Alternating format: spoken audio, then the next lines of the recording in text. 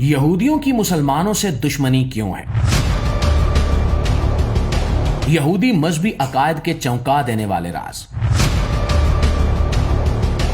नाज़रीन, आज की वीडियो में हम एक और हसास मौजू पर बात करेंगे कि यहूदी मुसलमानों से नफरत क्यों करते हैं और इनकी मुसलमानों से दुश्मनी क्या है, इनके मजहबी अकायद क्या हैं, इनका मसीहा कौन है और वो कब आएगा, और क्या मौजूदा हालात क़यामत के करीब होने की निशानियां हैं। तो प्यारे साथियों, इन सवालों को समझने के लिए हमें जज्बात से हटकर दीन की असल तालीमात और इस्लामी रिवायात को देखना होगा। सबसे पहले ये बात ज़हन में रखें कि इस्लाम किसी भी कौम या मजहब के हर फर्द को दुश्मन नहीं कहता।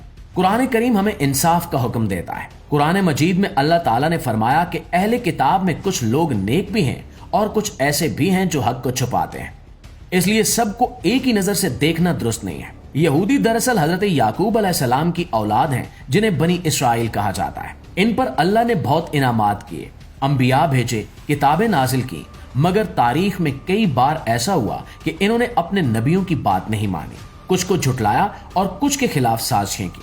कुरान हकीम में इन वाकयात का जिक्र मौजूद है। दरअसल यहूदी खुद को खुदा की महबूब कौम करार देते हैं और कहते हैं कि इनके अकीदे के अलावा किसी दूसरे अकीदे के फर्द को जिंदा रहने का हक हासिल नहीं है। वो चाहते हैं कि पूरी दुनिया पर यहूदियों की हुकूमत कायम हो जाए और पूरी दुनिया के इंसान यहूदियत कबूल करके इसके पैरोकार बन जाए। यही वजह है कि इन्हें मुसलमानों समेत दीगर मज़ाहिब के मानने वालों से शदीद नफरत है। और प्यारे दोस्तों, अब बात करते हैं इनके मजहबी अकायद की। यहूदी मजहब की मुकद्दस किताब तौरात है।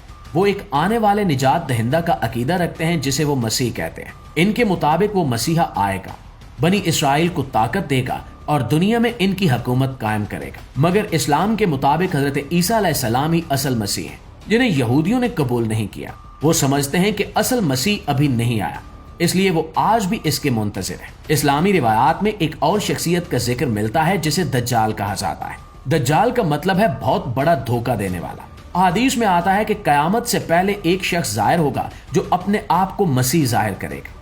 वो लोगों को धोखा देगा, करिश्मे दिखाएगा और बहुत से लोग इसके पीछे चल पड़ेंगे। हजूर अकरम सल्लल्लाहु अलैहि वसल्लम ने दज्जाल के फितने को सबसे बड़ा फितना करार दिया है। आप सल्लल्लाहु अलैहि वसल्लम ने फरमाया कि हर नबी ने अपनी कौम को दज्जाल से डराया।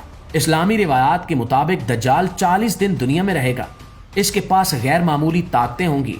वो बारिश बरसा सकेगा, जमीन से पैदावार निकाल सकेगा, मगर ये सब अल्लाह की आजमाइश होगी। हदीस में यह भी आता है कि दज्जाल के खरूज के वक्त दुनिया में बेचैनी, जंगे, फितना और फसाद होगा। लोग दीन से दूर हो चुके होंगे, झूठ आम होगा और जुल्म बढ़ जाएगा। ऐसे हालात में बहुत से लोग दज्जाल को सच्चा समझ लेंगे, लेकिन आखिरकार हजरत ईसा अलैहिस्सलाम आसमान से नाजिल होंगे और दज्जाल को कत्ल करेंगे। इसके बाद एक ऐसा दौर आएगा जब जमीन पर अमन ही अमन होगा।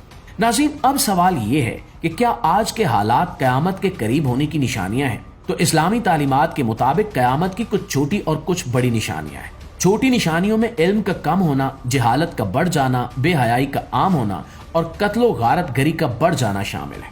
अगर हम अपने इर्द गिर्द देखें तो वाकई बहुत सी ऐसी बातें नजर आती हैं जो अहादीस से मिलती जुलती हैं, लेकिन याद रखिए कि क़यामत का सही इल्म सिर्फ अल्लाह के पास है और कोई इंसान हतमी तौर पर नहीं कह सकता कि क़यामत कब आएगी। तो दोस्तों, दज्जाल का फितना हो या क़यामत की निशानियां, सबसे अहम बात यह है कि हम अपने अमल दुरुस्त करें, सच बोलें, जुल्म से बचें और अल्लाह से अपना ताल्लुक मजबूत करें। यही वो तैयारी है जो हर हाल में हमारे काम आएगी।